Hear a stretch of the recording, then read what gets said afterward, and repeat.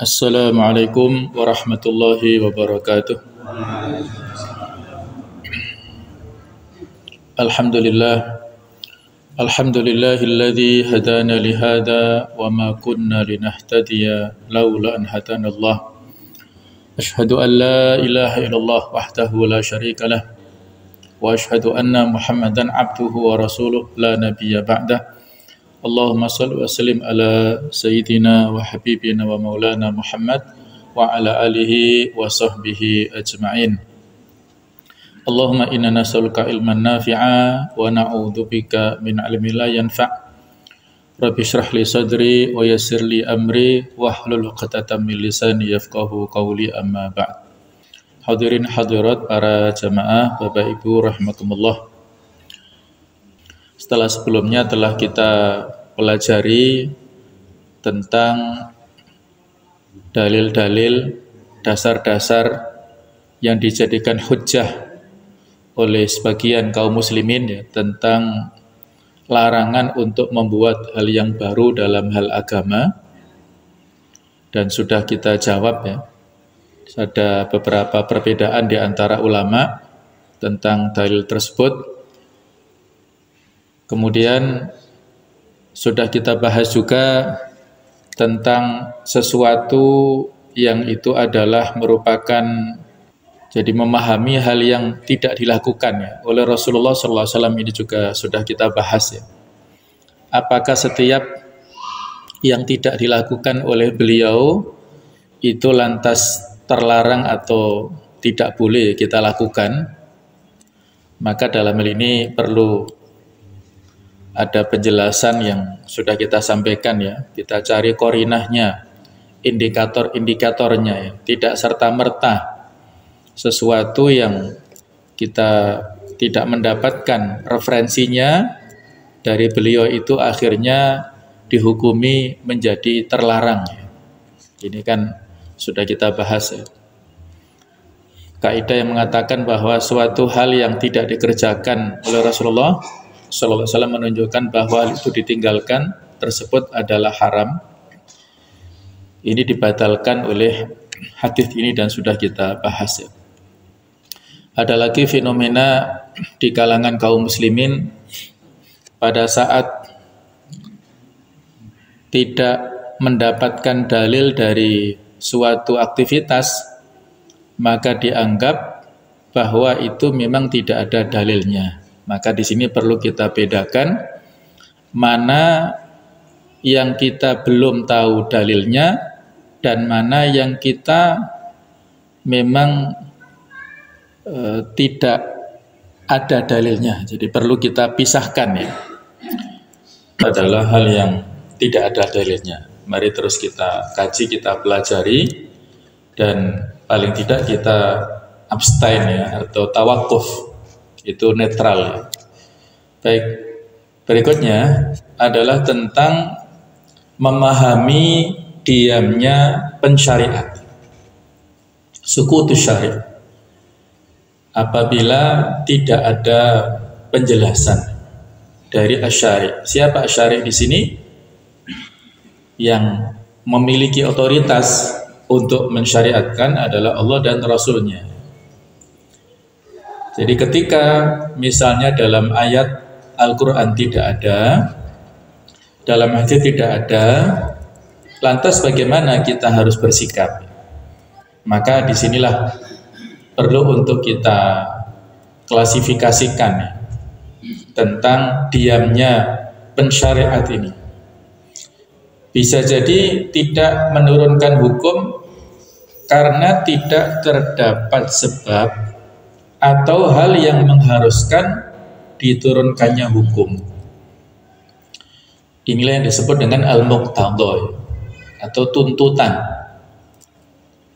berhubungan dengan nawazil, peristiwa-peristiwa baru yang aktual, yang terjadi pada saat itu, yang bisa jadi sebelumnya belum terjadi ataupun saat itu terjadi dan sesudahnya tidak terjadi.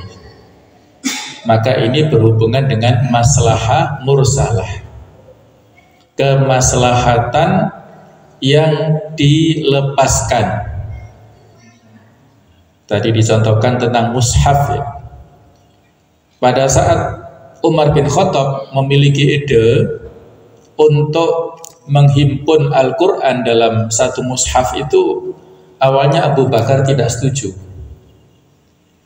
Saya tidak akan melakukan sesuatu yang tidak pernah diperintahkan oleh Rasulullah SAW. Jadi Nabi tidak pernah memerintahkan menghimpun Al-Quran dalam satu mushaf itu. Bahkan pada awal-awal periode itu beliau juga melarang untuk menuliskan hadis. Yang dibolehkan hanya menulis Al-Quran di media-media yang ada saat itu.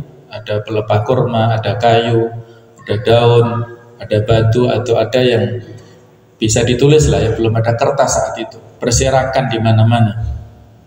Kemudian setelah terjadinya peperangan ya, melawan orang-orang murtad itu, banyak hufadzul Quran yang meninggal dunia, kurang lebih 70 orang yang wafat. Maka saat itulah Umar bin Khattab khawatir kalau para penghafal Quran ini satu demi satu wafat, nah ini Quran nggak bisa terjaga. Maka bagaimana idenya? Umar bin Khattab memiliki ide yang cemerlang supaya Al-Quran ini dibukukan. Dibukukan itulah maksud dibuat dalam sebuah mushaf ya. Mushaf itu kan buku itu ya, lembaran-lembaran itu. Jadi ini yang disebut kemaslahatan yang dilepaskan. Ini ada maslahatnya, tetapi tidak ada dalil tekstual yang memerintahkan. Nah, jadi ini ada tuntutan, masih ada muqtadhonya, ada tuntutan, ada kebutuhan ya. Jadi kalau dulu mushaf Al-Quran dicetak, kalau sekarang sudah dalam bentuk digital ya. Dalam bentuk dulu ada CD, ada flash disk, ada di laptop, ada di HP. Nah, ini dalilnya adalah maslahah mursalah, kemaslahatan yang dilepaskan. Ini salah satu sumber hukum. Ini adalah di samping tadi ada Al-Quran, ada Al-Hadith, ada Al-Ijma', ada Al-Qiyas, ada ini Al-Maslahah Al-Mursal. Ini salah satu sumber hukum yang dijadikan dalil. Nah, poin yang kedua, bisa jadi asy-syari' Allah maupun Rasulnya tidak menurunkan hukum padahal terdapat sebab atau hal yang mengharuskan diturunkannya hukum. Yang disebut al-muqtadha ini ada. Tuntutan ada, latar belakang kebutuhannya ada, dan tidak terdapat al-mani atau penghalangnya. Nah, ini berhubungan dengan masalah yang bid'ah. Jadi disinilah ruang diskusinya di sini ya. Jadi kalau syariat tidak menurunkan hukum padahal terdapat sebab atau hal yang mengharuskan diturunkannya hukum dan tidak terdapat al-mani, ini kaitannya dengan masalah-masalah yang dianggap bid'ah itu ya. Nah, ini khusus dalam hal ibadah. Barangkali di sini kita kurang bisa menangkap pemahamannya. Apa sih sebenarnya? Nah, disinilah penjelasan lebih detailnya ya. Jadi bid'ah dalam ibadah ini bisa kita lihat dari dua unsur. Yang pertama dari tuntutan atau al-muqtadha. Yang kedua dari sisi al-mani atau penghalangnya ini. Jadi al-muqtadha adalah sebab terjadi sebuah perbuatan, sedangkan al-mani sesuatu yang menghalangi dilakukannya sebuah perbuatan. Apabila al-muqtadha, tuntutan sebab terjadinya sebuah perbuatan itu ada, sedangkan penghalangnya itu tidak ada, maka inilah disebut bid'ah dalam ibadah. Nah, ini contohnya ya. Jadi apabila terdapat muqtadha, tuntutan, dan tidak ada al-mani, tidak ada penghalang. Contohnya zakat sayuran ya. Zakat sayuran ini pada zaman Rasulullah SAW masih hidup pada masa risalah. Di sana ada sayuran. Dalam beberapa hadis beliau bercerita tentang jenis-jenis sayur. Ada sayurannya dan ada petaninya tuh. Ya. Kalau ada tanamannya, maksud nggak ada petaninya ya. Ada petaninya. Berarti muqtadha diturunkannya hukum itu ada pada saat itu. Dan tidak ada penghalang, yaitu hal yang menghalangi terjadinya hukum. Tetapi mengapa Rasulullah SAW itu tidak mewajibkan zakat dalam hal sayuran? Jadi ketika beliau tidak mewajibkan zakat untuk sayuran, maka difahami bahwa sayuran itu memang tidak ada zakatnya. Sehingga kalau kita mewajibkan zakat sayuran ini, sekarang ini, berarti itu adalah hal yang bid'ah. Nah, seperti inilah contoh bid'ah hakikiyah ya. Contoh ya, dalam bab bid'ah hakikiyah kita mewajibkan sesuatu dalam hal zakat di objek tanaman yang berupa sayuran yang pada zaman Nabi dulu ada tetapi tidak diwajibkan. Tidak ada penghalangnya apa? Penghalang yang bisa diteliti nggak ditemukan. Maka apabila saat ini ditemukan seorang ulama yang mewajibkan zakat sayuran, maka ini bisa dikatakan adalah bid'ah. Nah, jadi ini contohnya ya. Kalau yang kaitannya dengan tanaman, apakah bisa dikiaskan tanaman ini dengan sayuran? Allahu a'lam. Inilah ruang diskusinya ini ya. Ruang diskusi yang ijtihadiyah ini ya, yang memerlukan eksplorasi dalil-dalil yang banyak ya dari kita ya. Beda dengan nanti kita contohkan di sini ya. Terdapat tuntutan namun ada penghalangnya. Misalnya sholat tarawih berjamaah setiap malam yang kita lakukan saat ini ya. Pada zaman Rasulullah dulu ada sholat tarawih yang sudah kita sebutkan. Beliau sholat tarawih secara berjamaah 3 malam saja. Malam 23, malam 25, dan malam 27. Berarti muqtadha diturunkan hukum ada. Namun terdapat manik penghalang, yaitu khawatir diwajibkan. Kalau beliau keluar rumah setiap malam, khawatir sholat tarawih dengan berjamaah itu dianggap wajib. Jadi beliau tidak tarawih berjamaah di masjid tiap malam karena ada penghalangnya. Ada persepsi dari sahabat seolah-olah itu adalah diwajibkan. Ketika Rasulullah SAW meninggal, maka manik penghalang dari tidak tarawih berjamaah setiap malam itu sudah hilang. Maka mengadakan tarawih berjamaah tiap malam itu bukan hal yang bid'ah. Nah, mungkin bisa difahami dari sini ya. Ini rumus-rumusnya, kaidah-kaidahnya yang bisa kita ambil sebagai sebuah dasar pijakannya. Kalau yang kaitannya dengan zakat sayuran tadi, ada yang pro kontra juga tentang zakat profesi ya. Bagaimana hukum zakat profesi saat ini? Ya, kaum muslimin terbagi dua. Kelompok-kelompok tekstualis ya, yang mengatakan bahwasannya selama tidak ada dalilnya maka tidak boleh kita syariatkan. Maka saat ini mereka berpandangan zakat profesi itu tidak wajib. Jadi berapapun penghasilan seorang pegawai, walaupun melebihi nisab dan sudah dikumpulkan 1 tahun ya, tetapi karena tidak ada dalil perintah secara khusus, tekstualnya tidak ada, maka tidak ada zakat profesi walaupun penghasilannya lebih besar daripada pedagang. Nah, kalau pedagang ini kan dihitung tahunan haul ya. Kalau zakat profesi ini yang setuju adalah kelompok-kelompok, diantaranya Dr. Yusuf Qaradawi dan kawan-kawan. Beliau dalam disertasi fikih zakah itu menyampaikan ya, zakat profesi ini dikiaskan kepada zakat pertanian. Nah, jadi memang pro kontra ya. Dalam hal ini ada ijtihadiyah yang pro kontra, yang mana ketika dilihat penghasilan seseorang ini besar dan tidak diwajibkan untuk keluar zakat, maka ini ada unsur-unsur yang kezaliman. Di satu sisi petani yang modalnya besar, penghasilannya pas-pasan, tapi karena sampai nisab, maka dia harus mengeluarkan, kalau pertanian kan antara 5 sampai 10% ya.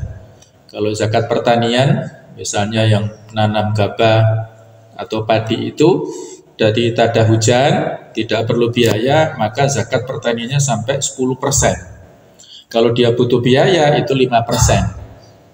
Setiap kali panen, dia harus keluar zakat kalau sudah sampai nisab.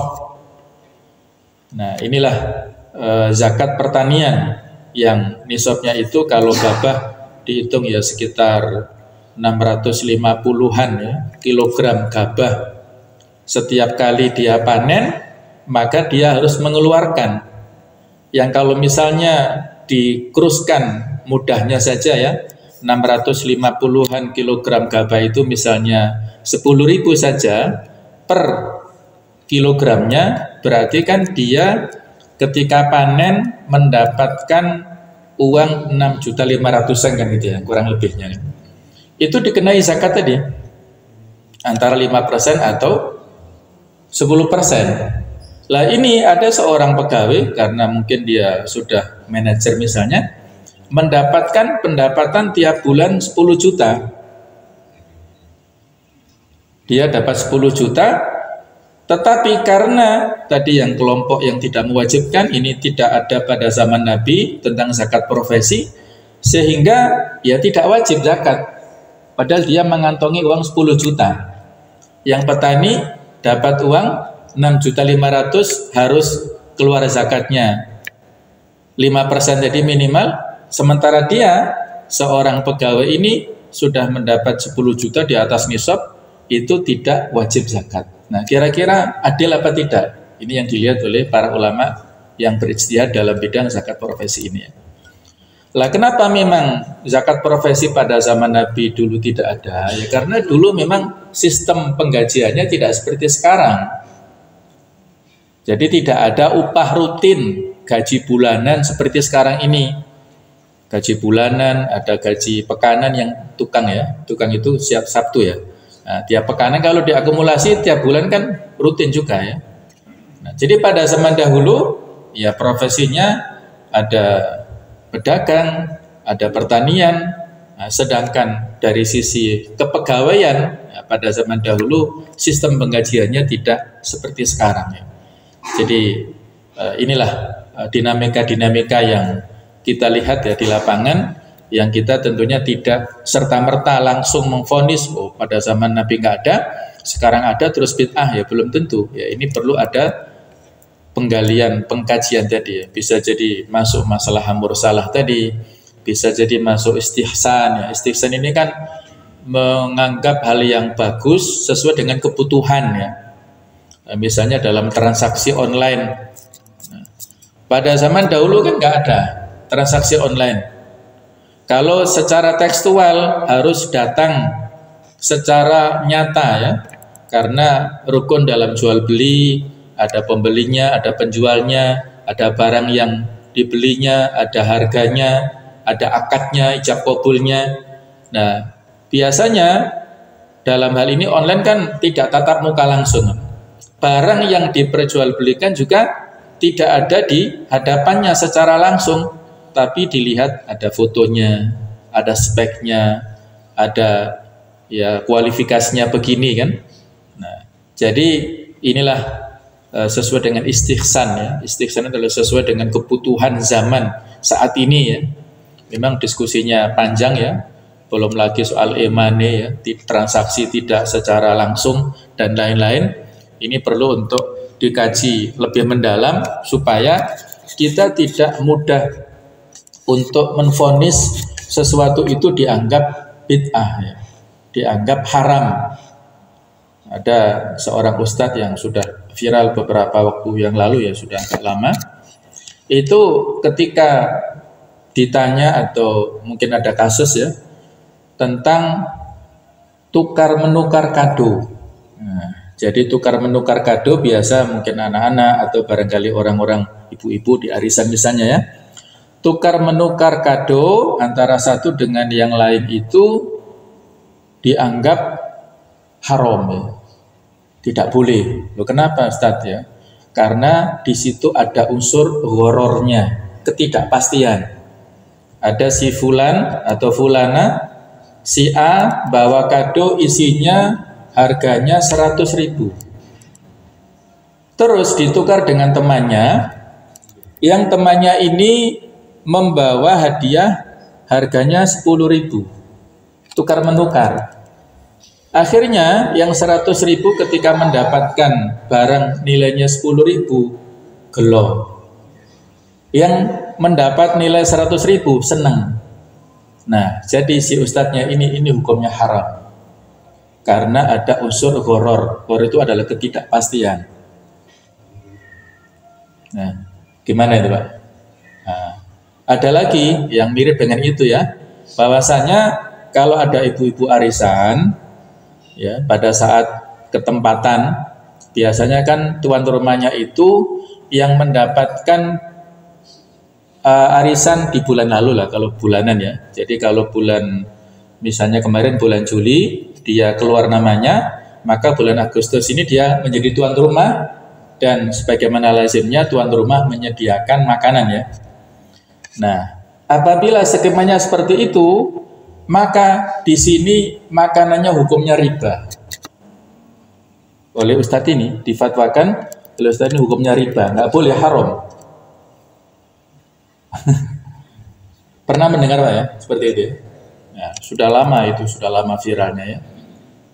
Nah, jadi sama sekalian hal-hal seperti ini ya memang sangat rawan ya. Kita mengharamkan sesuatu yang belum jelas ya. Itu harus diwaspadai ya. Kita juga harus hati-hati ya dalam mengkonsumsi yang haram. Sebaliknya kita juga hati-hati jangan sampai menganggap sesuatu yang haram apabila itu ternyata halal. Itu juga membatasi sesuatu ya, kan ini ya. Tasyri' itu kan haknya Allah dan Rasulnya. Hak mensyariatkan itu intinya pada Allah dan Rasulnya. Ketika didistribusikan kepada ulama, maka dia bertanggung jawab dalam al-fatwanya itu kan ya. Yang saya soroti pertama tadi ya, tentang tukar menukar kado, apakah betul itu dianggap ghoror dan akhirnya divonis haram ya? Saya katakan tidak betul ya, insya Allah tidak benar ya. Karena akad itu kan dua macam ya.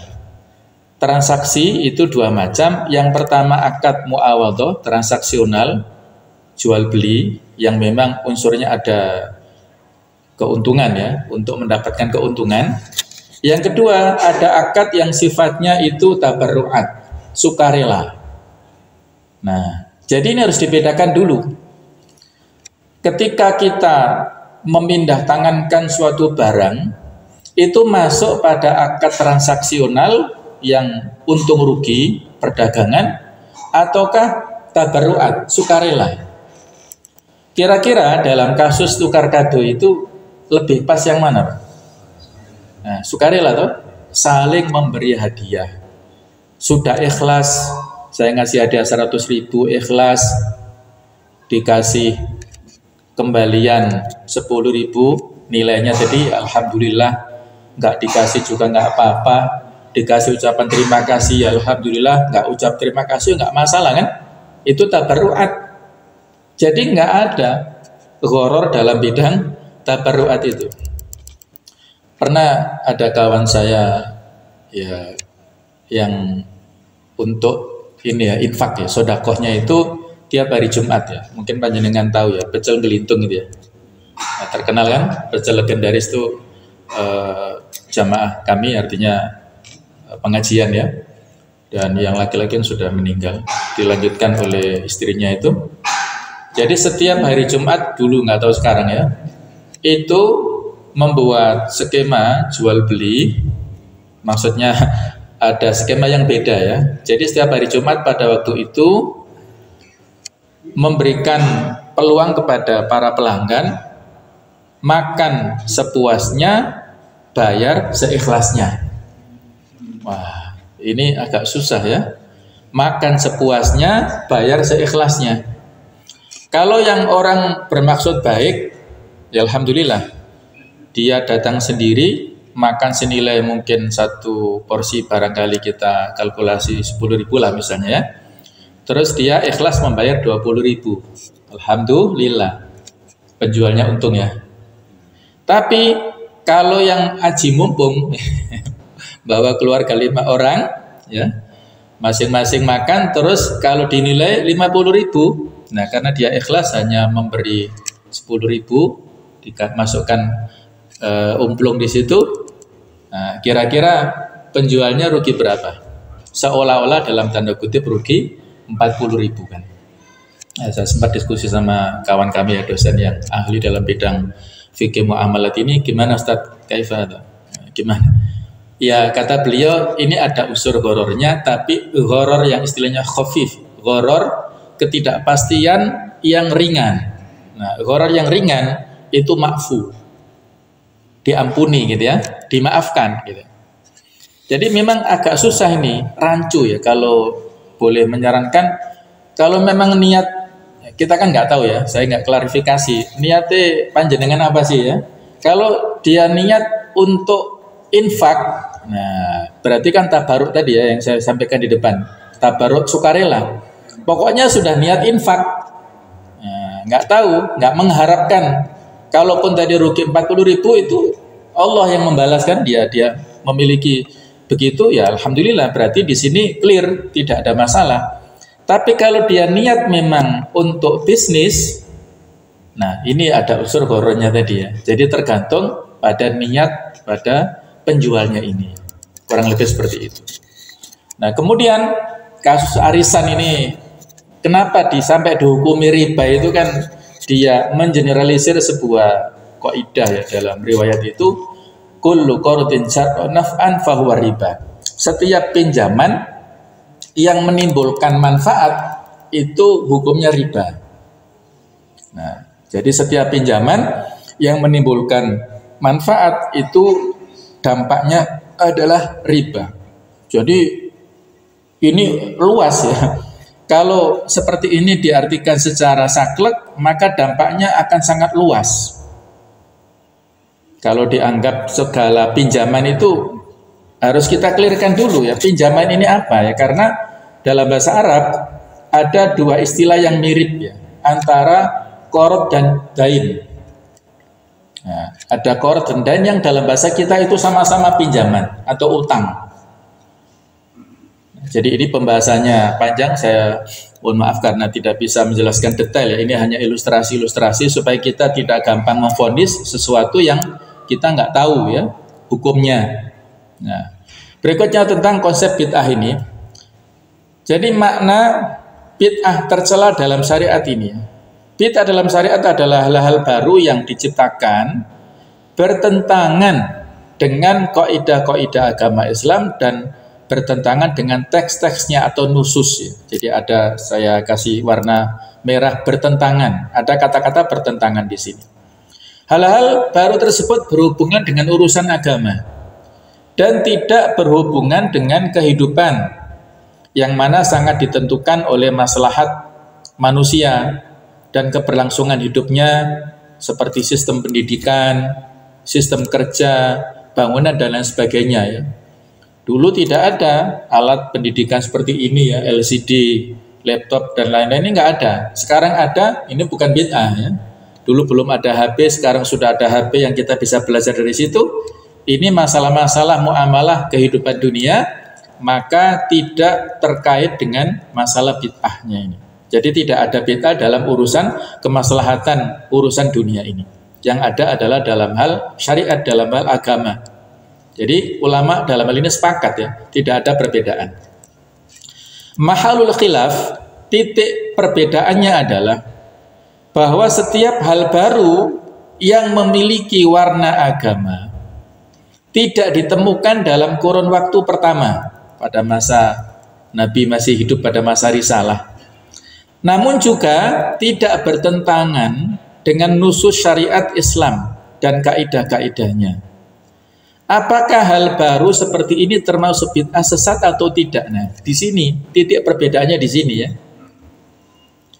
Sesuatu yang memiliki corak warna agama tidak ditemukan dalam masa risalah dulu pada masa Nabi, masa sahabat, dan juga tidak bertentangan dengan teks syariat Islam dan kaidah-kaidahnya.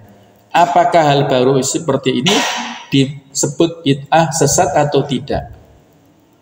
Kelompok tadi yang kita sebutkan ya, ada 3 pendapat ini ya. Yang pertama, setiap hal baru yang berhubungan dengan agama dan tidak bertentangan dengan syariat mempunyai hukum yang sesuai dengannya, yaitu tercakup dalam 5 hukum fikih. Ada wajib, ada sunnah, mubah, makruh, haram itu ya. Disebut hasanah atau dalam istilah bid'ah hasanah. Kalau boleh ya, disebut sayyi'ah kalau dilarang. Kalau bid'ah kebaikan, bid'ah hasanah. Kalau bid'ah yang buruk berarti bid'ah sayyi'ah. Mereka ini adalah al-muwassi'un, orang-orang yang longgar, yang mudah tadi ya. Nah kebalikannya, hal baru dalam agama yang sesuai dengan syariat mempunyai satu hukum saja, yaitu haram. Kullu man ahdatsa fi amrina hadza, barang siapa yang membuat hal baru dalam agama ini, ma laisa minhu, yang tidak termasuk darinya, fahuwa raddun, nah, maka itu tertolak. Nah, sudah kita bahas hadis tersebut. Maka setiap hal yang baru dalam syariat ini satu-satunya hukum adalah haram. Hukumnya bid'ah. Setiap bid'ah adalah sesat, dan setiap kesesatan itu di neraka. Ini kaum al-mudayyiqun, kaum yang ekstrim tekstual tadi yang saya katakan ya, yang sangat sempit dalam hal memahami. Nah, poin yang ketiga, al-muhdats itu artinya sesuatu yang baru ya dalam bab agama. Kalau termasuk dalam kaidah-kaidah syariat atau ada nusus yang teks yang menunjukkannya, maka itu tidak disebut bid'ah. Akan tetapi diberi nama dengan hukum syar'i yang sesuai. Kalau tidak termasuk dalam kaidah-kaidah syariat atau tidak ada nusus menunjukkannya, maka itu disebut bid'ah. Jadi ini pendapat ketiga, mirip ya dengan pendapat pertama, hanya yang ketiga ini lebih berhati-hati gitu ya. Jadi apabila kita menemukan pendapat-pendapat yang berseliweran di masyarakat atau di media sosial, kita bisa petakan ini. Apakah masuk orang-orang yang longgar, ataukah yang keras, ataukah yang ini bisa kita katakan pertengahan lah ya, muhdats yang moderat ini. Berikutnya ya tentang definisi al-bid'ah menurut beberapa ulama.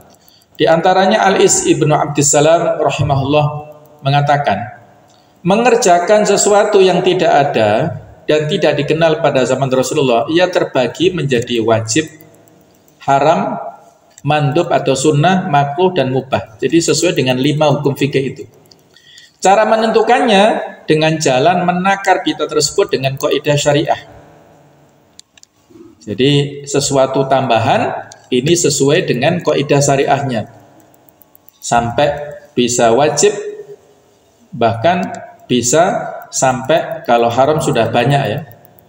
Nah, jadi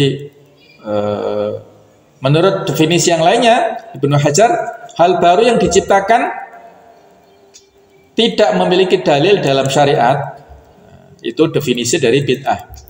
Kemudian Ibnu Rajab mengatakan hal baru yang diciptakan dalam syariat tidak ada dalil yang menunjukkan hal baru tersebut. Jadi nomor 2 dan nomor 3 ini hampir sama ya.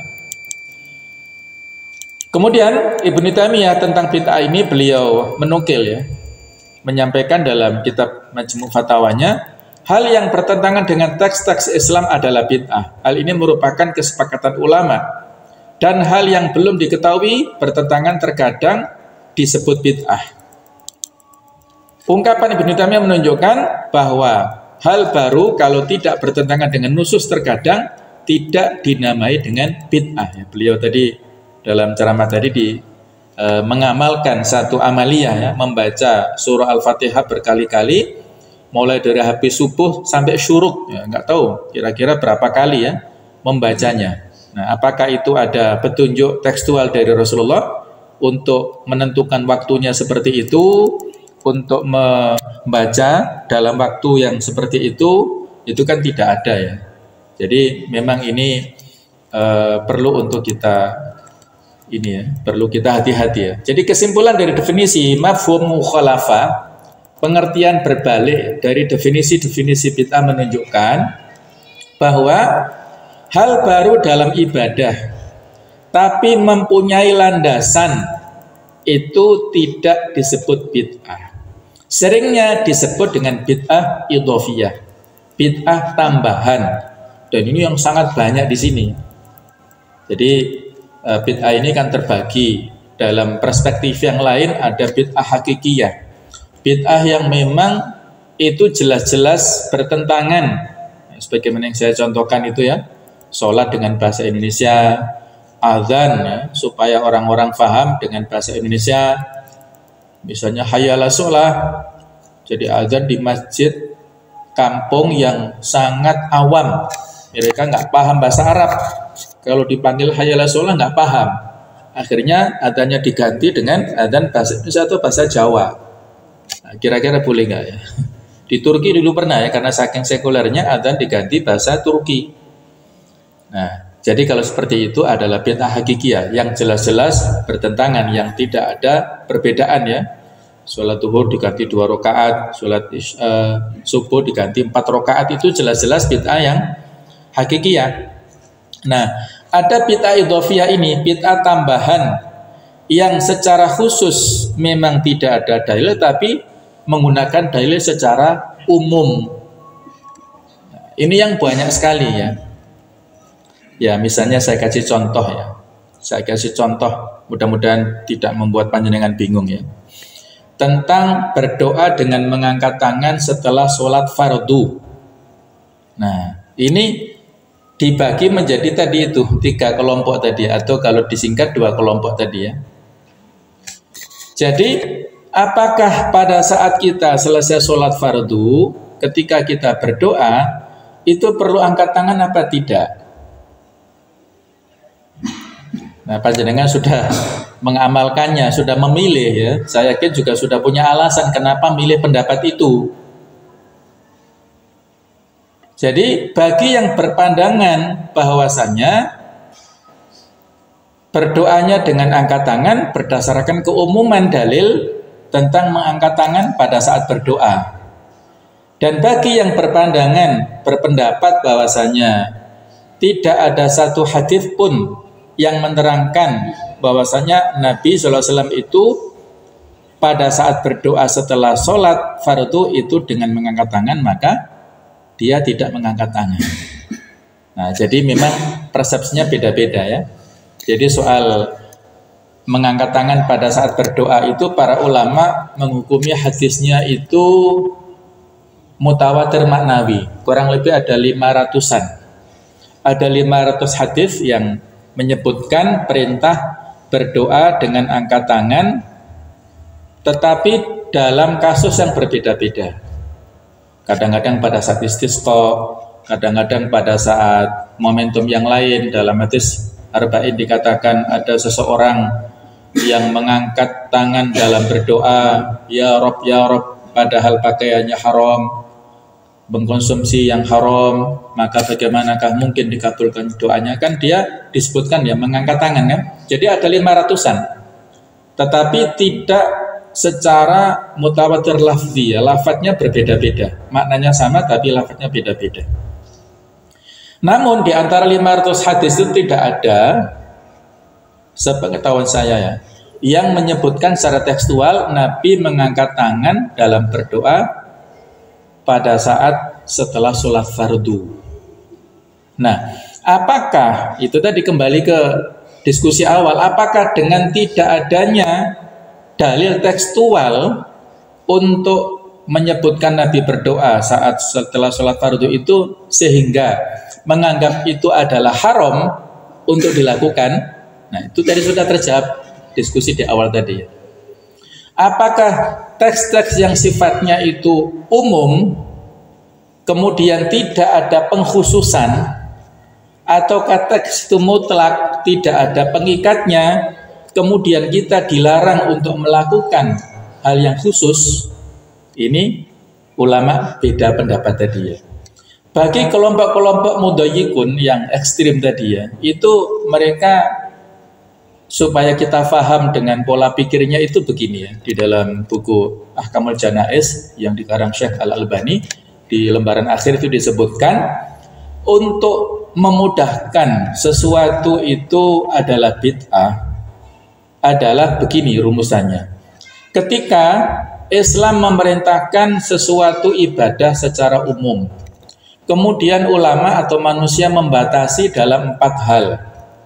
Yang pertama dalam hal tempatnya, yang kedua dalam hal waktunya, yang ketiga dalam hal bilangannya, yang keempat dalam hal tata caranya, maka itu adalah bid'ah.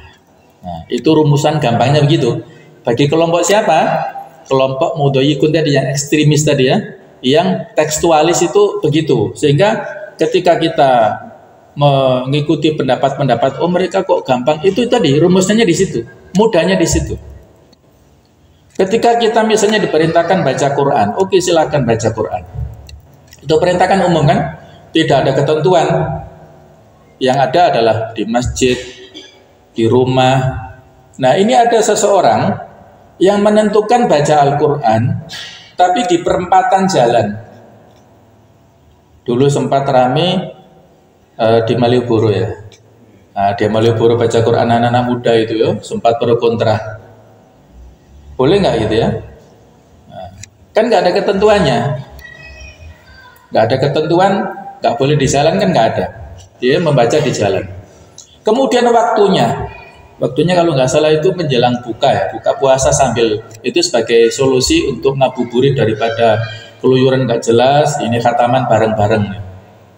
Itu menentukan waktunya berarti ya. Kemudian bilangannya dibagi khatamannya 30 orang, 1 juz, 1 juz, 1 juz, 1 juz. Nah, seperti orders itu kan tata cara tertentu.